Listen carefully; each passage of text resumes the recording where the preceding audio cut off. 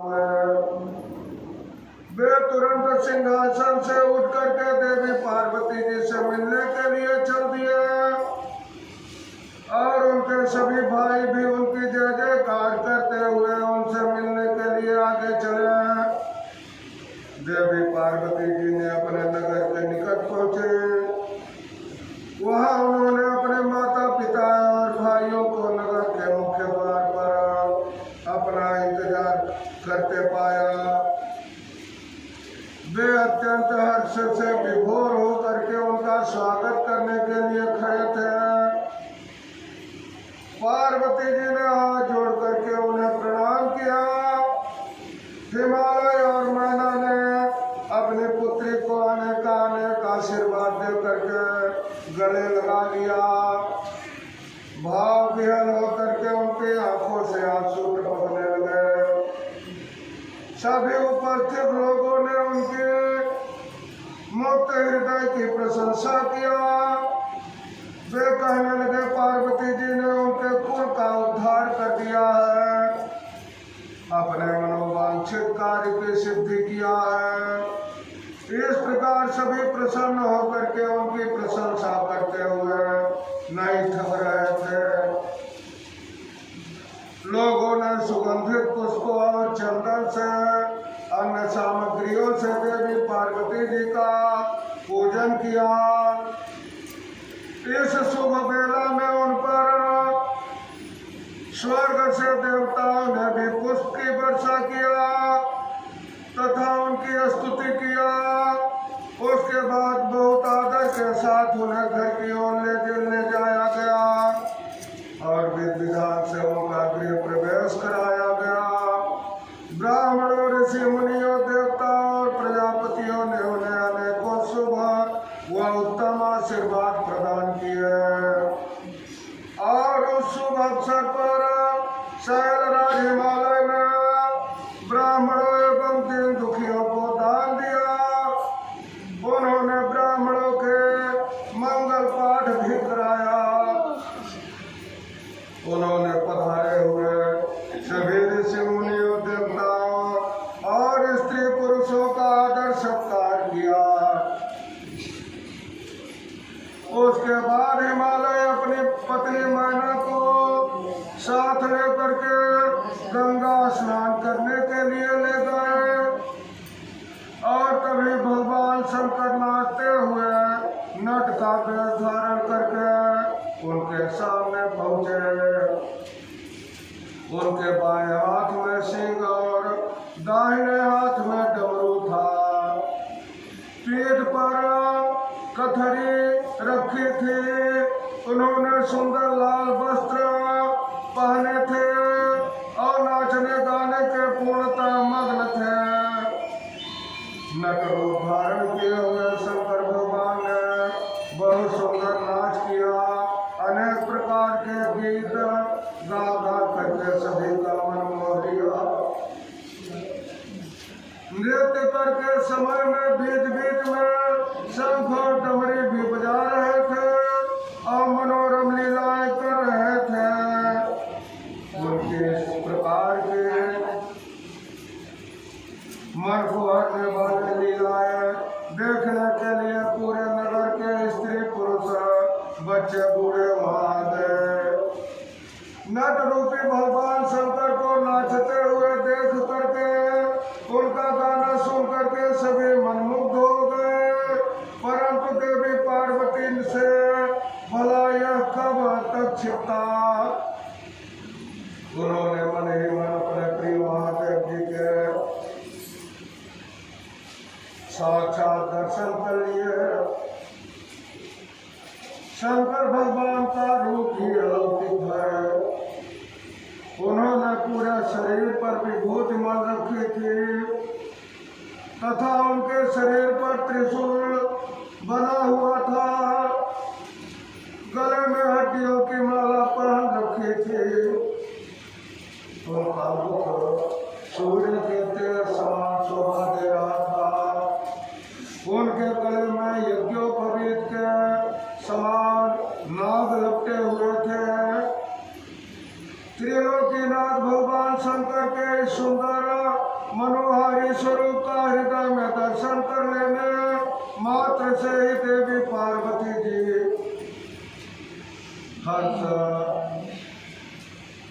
हर्षातिरेक से बेहोश हो गई। वे जैसे उनके स्वप्न में कह रहे थे, देवी अपना मनोवांछित वरदान मांगो। हृदय में विराजमान ऐसा अनोखे स्वरूप को मन ही मन प्रणाम करके पार्वती जी ने कहा कि भगवान मेरे पति बन जाइए। तब देवेश्वर ने मुस्कुराते हुए तथास्तु कहा। उनके स्वप्न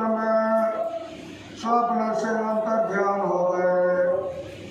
जब उनकी आंखें खुली तो उन्होंने शंकर भगवान को नट रूप धारण किए हुए नाचते उनको देखा।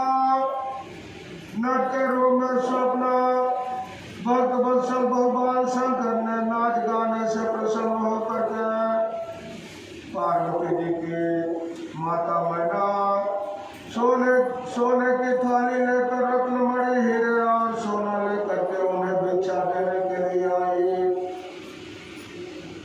उनका ऐश्वर्य देख करके शंकर भगवान बहुत प्रसन्न हो गए, परंतु उन्होंने उस सुंदर रत्नों और आभूषणों को लेने से इनकार कर दिया। वे बोले, देवी भला मुझे रत्नों और आभूषणों से क्या लेना देना है? यदि आप मुझे कुछ देना चाहती हो तो अपनी कन्या का दान कर दीजिए। यह कहकर के वे पुनः नाचने लगे। उनकी बातें सुनकर के देवी मैना क्रोध से उफल उठी। वे उन्हें उसी समय वहां से निकालना चाहते कि तभी गिरिराज हिमालय भी गंगा स्नान करके आ गए। जब उनकी पत्नी मैना ने उन्हें सभी बातें बताई तो वे भी जल्द नट को वहां से निकालने को तैयार हो गए। उन्होंने अपने सेवकों को नट को बाहर निकालने की आज्ञा दे दिया, परंतु यह असंभव था।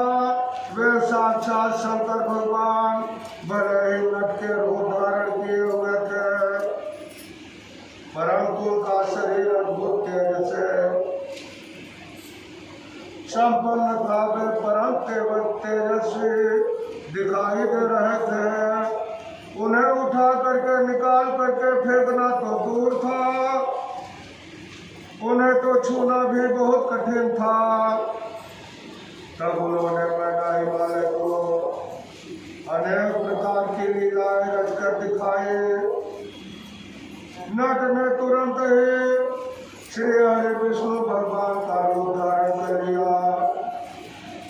उनके माथे पर किरीट, कानों में कुंडल, शरीर पर पीले वस्त्र अनोखी शोभा पा रहे थे। उनकी 4 भुजाएं थे।